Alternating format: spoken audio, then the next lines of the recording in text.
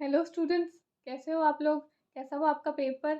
अब जिसकी deep understanding होगी, जो अच्छे से पढ़ के गया होगा, अच्छे से कंसेप्ट्स क्लियर होंगे, उनका तो पेपर अच्छा ही हुआ होगा। अब जो अच्छे से पढ़ के ही नहीं गया, ऊपर ऊपर से सिर्फ देख के गए होंगे कंसेप्ट्स को, टॉपिक्स को, तो फिर उनका तो ऑब्वियस सी बात है, पेपर कैसे अच्छा होगा, है ना। तो जो भी पढ़ो अच्छे से पढ़ो, डीप अंडरस्टैंडिंग लेके पढ़ो।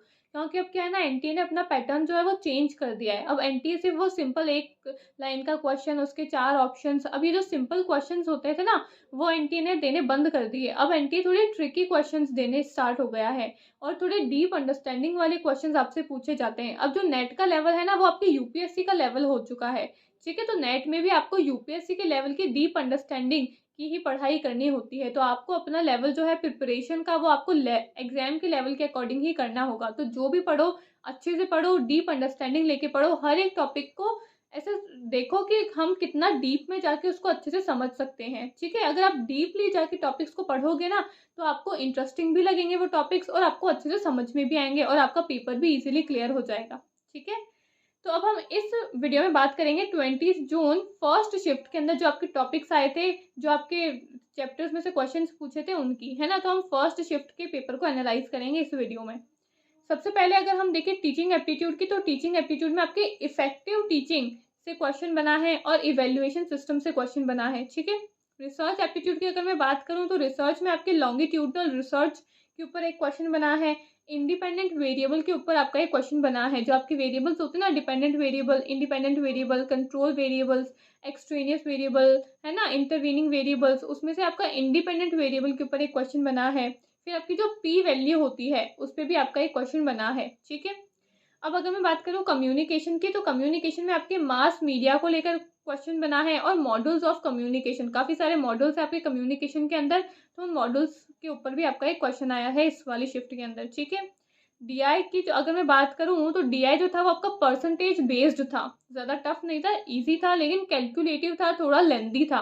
तो डीआई को सॉल्व करने के लिए आपको मैथ्स की काफी अच्छी अंडरस्टैंडिंग होनी चाहिए। बार बार आप डीआई के क्वेश्चंस को सॉल्व करो, प्रैक्टिस करो, तभी आप डीआई जैसे क्वेश्चंस को इजीली सॉल्व कर पाओगे। ठीक है, अगर मैं आईसीटी की बात करूं, तो आईसीटी में आपके एमएस एक्सेल के ऊपर एक क्वेश्चन था, और मेमोरी से रिलेटेड एक क्वेश्चन था। मेमोरी मैनेजमेंट से एवरी शिफ्ट में क्वेश्चन पूछे जा रहे हैं, चाहे वो रैम हो, रोम हो, है ना, प्राइमरी मेमोरी हो, सेकेंडरी मेमोरी हो, कैश मेमोरी हो, रजिस्टर्स हो, इनसे काफी क्वेश्चन पूछे जा रहे हैं आपके आईसीटी के अंदर। ठीक है, हायर एजुकेशन की अगर मैं बात करूं, तो हायर एजुकेशन में आपके एनईपी 2020 जो फेवरेट टॉपिक है इस बार एनटीए का, उससे आपके एवरी शिफ्ट में क्वेश्चंस पूछ रहे हैं। 2 क्वेश्चन आए हैं इस वाली शिफ्ट में एनईपी 2020 से। हंटर कमीशन के ऊपर क्वेश्चन आया है, 1-2 बार पहले भी हंटर कमीशन पूछी गई थी, और इस वाली शिफ्ट में भी हंटर कमीशन पूछी गई है। ठीक है, नालंदा यूनिवर्सिटी से क्वेश्चन आया है, और आपका वैल्यू एजुकेशन से भी क्वेश्चन आया है। तो नालंदा यूनिवर्सिटी के ऊपर मैंने एक शॉर्ट वीडियो भी बनाई थी, अगर आपने नहीं देखी है तो उसको भी जाके देख लेना। आपका नालंदा यूनिवर्सिटी को लेकर थोड़ा बहुत कंसेप्ट जो है वो आपका क्लियर हो जाएगा। ठीक है, अब अगर मैं पीपल डेवलपमेंट एंड एनवायरनमेंट वाले चैप्टर की बात करूं, तो उसके अंदर आपसे ग्रीन हाउस गैस को लेकर एक क्वेश्चन पूछा है ना, पायरोलाइसिस को लेकर आपका क्वेश्चन आया है। इलेक्ट्रोस्टैटिक प्रिसिपिटेशन के ऊपर आपका एक क्वेश्चन आया है। तो ये आपके एनवायरनमेंट वाले चैप्टर में भी कुछ ऐसे इंटरेस्टिंग क्वेश्चंस पूछे हैं, जिसमें आपको डीप अंडरस्टैंडिंग होनी चाहिए टॉपिक्स की, तभी आप ऐसे क्वेश्चंस को इजीली सॉल्व कर पाओगे, है ना। मैथ्स एंड रीजनिंग की अगर मैं बात करूं, तो आपसे सिंपल इंटरेस्ट के ऊपर क्वेश्चन आया है। अल्फाबेटिक सीरीज के 2 क्वेश्चन आए हैं, नंबर सीरीज के भी क्वेश्चन देखे गए हैं।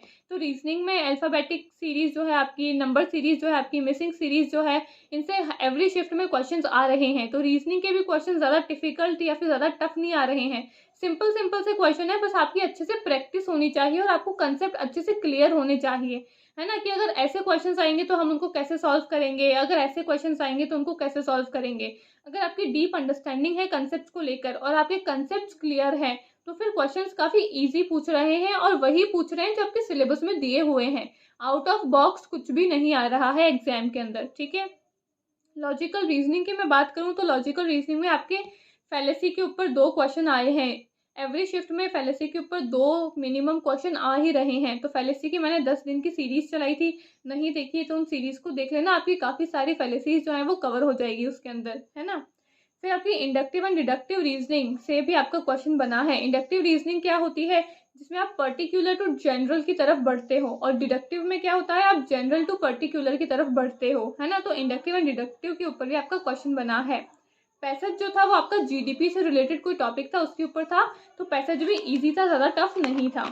तो ये जितने भी टॉपिक्स बार बार एग्जाम के अंदर आ रहे हैं 50-60%, आई थिंक 70% टॉपिक्स जो है वो बार बार रिपीटेड टॉपिक्स हैं, जो आपके एक बार एग्जाम में पूछ लिए। अब ज़्यादातर टॉपिक्स जो है वो बार बार वही पूछे जा रहे हैं। बस 30-40% टॉपिक्स ऐसे हैं जो आपसे नए पूछे जा रहे हैं, है ना, किसी नए टॉपिक के ऊपर, नए, है ना, चीज़ के ऊपर आपसे क्वेश्चन पूछ रहे हैं। अदरवाइज जो 50-60% आपका पेपर है वो वही रिपीटेड पेपर बार बार आपके सामने आ रहा है एग्जाम के अंदर। तो अगर आप एनालिसिस वीडियो को देख लोगे एग्जाम में बैठने से पहले तो आपको काफ़ी हेल्प मिलेगी इनसे, ठीक है।